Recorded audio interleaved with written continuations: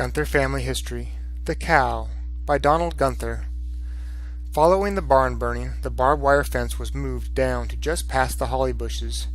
We never depended on that fence to hold the cow in, especially when the cow desired some special activity not available at the Guenthers and requiring a visit to the Seifers up the road. With the fence moved, Mom said grass was in short supply for the cow. So Mom would tie a rope to the cow's collar and the other end to an old tire.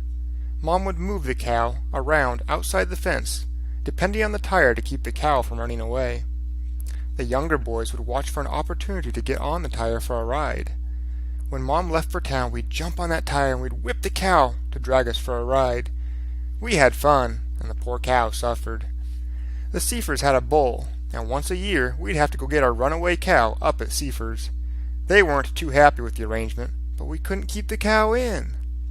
The cow, having gone dry, was of no value. We needed help.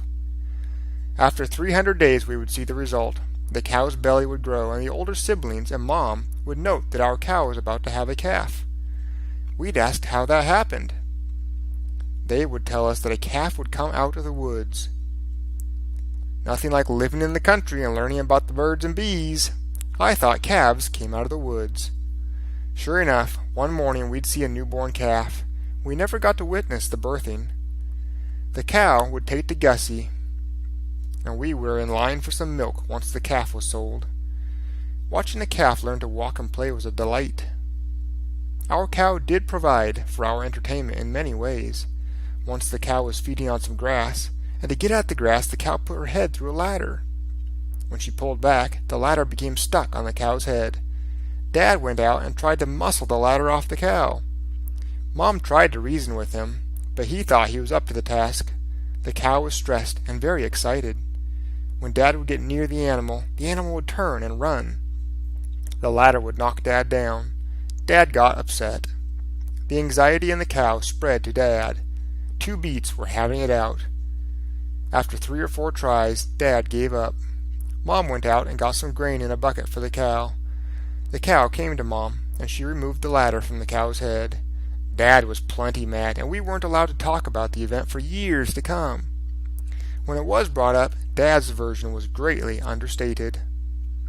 As a rule, our siblings would overstate events. We couldn't depend on their memories for accuracy.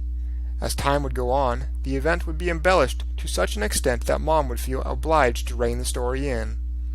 When it came to the story of the cow and the ladder, she never did try and rein that story in. Instead, she would chime in and say she tried to talk to Dad. Mom loved her cows. If she ever knew we were riding on the tire when she went to town, we'd have been whipped. She was firm when she milked the cow, but also had a way with handling them. I am not sure what she'd tell the Seifers every year, but Ronnie always said she was the greatest smoother over. Guess she owed that talent to her dealings with our cow. When we slaughtered Gussie for the meat, she didn't eat any of it.